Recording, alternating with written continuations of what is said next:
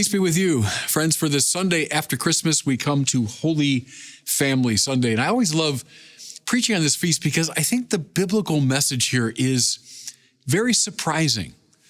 You know, we say the Bible is associated with family values, and indeed it is, but they're probably not the ones we would automatically think of. Now, you see what I mean when we look at the two stories that the church brings to our attention today. The first one, I often recommend when people are starting the Bible for the first time or looking at it in a serious way, to begin with 1st and 2nd Samuel in the Old Testament. They're great kind of adventure stories full of memorable narratives and characters. Well, 1 Samuel begins practically with the story of Hannah. Hannah is an Israelite woman, and she's married, but she cannot have children. And especially in that time, though certainly true today as well, but especially in that time, in that culture, this was a very painful and difficult, even shameful thing for a woman. And so she and her husband go up every year to Shiloh. Now, Shiloh was where the Ark of the Covenant was kept prior to the great temple in Jerusalem. So it was like the most sacred place in Israel. And they go up to pray, and Hannah every year begs the Lord to give her a child. And there's something so poignant because so many people find themselves in this situation where you pray for something over and over and over again and again you ask the Lord. So that's Hannah every year begging. Well, this one year, she is engaging in just this kind of prayer, and she's so intensely involved that she's moving her lips, in prayer. Well, who sees her but Eli, who's the high priest of the temple, and does not have tremendous pastoral skills?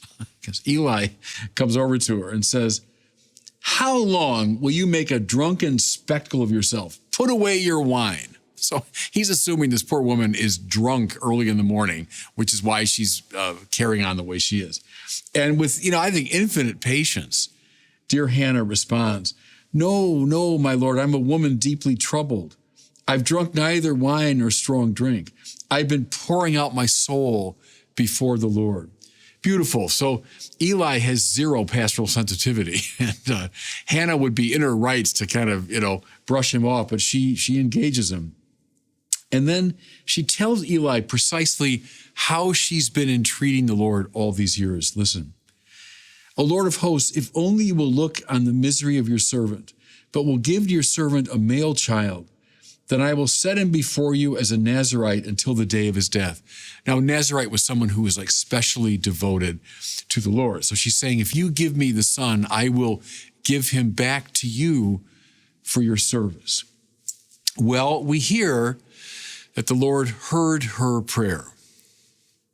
And Hannah gives birth to this son, Samuel. And the name Samuel has the sense of begged from the Lord. And that's what she had done all those years. Well, she raises the child. She weans the child. And as soon as she is able, she returns to Shiloh, returns to the temple and to Eli, and makes good on her promise. Listen now, and it's beautiful. She says to Eli, "As you live, my Lord, I am the woman who stood near you here praying to the Lord. I prayed for this child, and the Lord granted my request. Now, I in turn give him to the Lord as long as he lives. He shall be dedicated to the Lord." Hannah left Samuel there. There's something to me, it's so psychologically rich, of course, but the way that ends, that's so deeply biblical. There's something stark and blunt about it. And she left him there. Can you imagine the emotional bond, the sentimental bond between Hannah and Samuel? This child for whom she had prayed, she had begged for this child. And then through a grace, through a miracle, she's given this child. And you say, well, look, I know you made that promise to Eli, but, come on, this is your baby. How profound is the connection between you and this child? But nevertheless, she doesn't give in to that sentimentalism. Rather, she makes this child a gift to the Lord. She gives the child away. Let that stay in your heart. Let those dynamics play in your mind and heart a little bit. And with Hannah and Samuel in mind, now let's look at our familiar story from the gospel, the story of the finding in the temple. Now, you know the context well. So Mary and Joseph and the young Jesus have gone, for the festivals to Jerusalem and to the temple, and now they're returning home. And we might find this curious, but in that ancient context, it really wouldn't be that these great sort of caravans return and extended families traveling together. Mary and Joseph assuming that Jesus is with cousins or with someone in this caravan. But it becomes, and I always imagine this now, get into this space psychologically. It becomes apparent to them that Jesus is not there. Now, any parent listening to me right now, that moment when you're, let's say, in some public setting and it becomes just gut-wrenchingly clear to you that you've lost your child. You don't know where your child is. There might be these little moments when, hey, where, oh, there he is. Okay, everything's fine. But when it becomes clear to you that, no, I've lost my child. I've talked to parents who've gone through that kind of experience. And the fear that they register, the fear they talk about. Well, then, see, here's what I find extraordinary about this story. So they know he's gone. They've inquired among people. They can't find him anywhere. And then it says, for 3 days, they looked for him. Again, parents listening to me right now. Imagine your child's been missing for 3 days. You don't know where he is. You're desperately looking. And mind you, they're in for them it would be kind of a not exactly a foreign city, but it wasn't their hometown. It was the big city. And the child is lost. And they couldn't have slept at night. Can you imagine going to sleep? Where's our child? For 3 days, they look for him. And then they find him. After 3 days, they found him in the temple, sitting in the midst of the teachers, listening to them and asking them questions. And of course, they were amazed at what this young child knew. But then, see, listen to Mary. Son, why have you done this to us? Your father and I have been looking for you with great anxiety. Now, mind you, there's not an ounce of sinfulness in that. I mean, Mary, this is the sinless Virgin Mary. But from an emotional standpoint, I totally get that.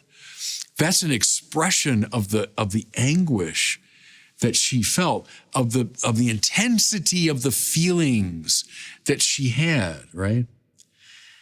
But then this answer, and again, it's a bit like the bluntness of the Hannah story, where Hannah left him there. Listen to what Jesus says. Why were you looking for me? Did you not know that I must be in my Father's house? And then it says, laconically enough, but they didn't understand what he said to them. No kidding. I completely get that. These parents with this incredibly strong emotional bond and the fear that they were feeling, and they get that answer from Jesus. Didn't you know? Why were you anxious? Didn't you know I had to be in my Father's house? Now, what's becoming clear, everybody, in both these stories is what I said at the beginning. These are biblical family values. We tend to think of the family in a very sentimental way. And mind you, I got nothing against sentimentality. I don't. Nothing against sentiments. They're part of us, our feelings. And they're on display in both these stories. You've got Hannah and her tearful begging of the Lord. You have Mary, her frantic anxiety looking for her son. You have this strong sentimentality, emotionality. But at the end of the day, that doesn't have pride of place. At the end of the day, there's a leave-taking involved. There's something that transcends sentimentality and emotional connection. And what is it? I'd call it permitting the other the freedom to fulfill his mission. Doing the will of God, in both cases, the case of Samuel, the case of Jesus, doing the will of God is more important, listen now, than even the most strongly felt family connections. I'm going to say that again. For the Bible, doing the will of God is more important. It overcomes even the strongest emotional connections. See, Hannah is a great figure. She's a saintly figure in the Old Testament. Why? Because she let her son go. Now, we all know about this. When you allow sentimentality to run amok, when your sentimental connection to your children is so strong, what happens? You smother them. You never allow them the freedom to be the person God wants them to be. And your sentimentality becomes destructive of the other.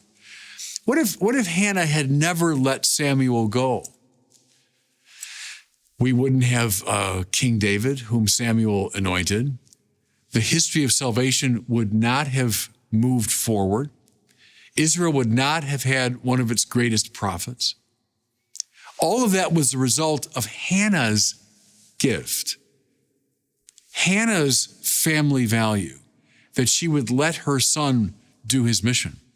Now, same is true of the Lord Jesus. If the powerful sentiments that connected Mary and Joseph to him were allowed to hold sway, he'd never be free, what? To be in his Father's house, to do what the Father wanted him to do. That's why in that kind of emotionally bland response of the 12-year-old Jesus, we hear a lot of the power of the gospel. Again, why were you looking for me? Didn't you know I must be in my Father's house?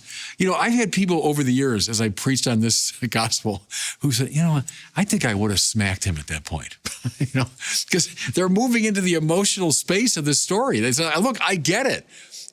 Don't you know we've been looking for you for 3 days and that's the answer we get? Well, see, if we allow our sentiments to hold sway, yeah, that's what you do. But the Bible is inviting us into a new and deeper space. What's the real biblical family value? It's a letting go. It's a liberating for the sake of mission. You know, as I record these words, my dear mother died just over a year ago. And one of her great contributions, I think, she had a keen sense of this, my mother. My dad had a lot of sort of sentimentality in regard to the kids. I think he would have liked us probably living at home forever.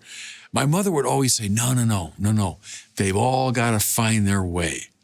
Well, God bless her. See, she was like Hannah.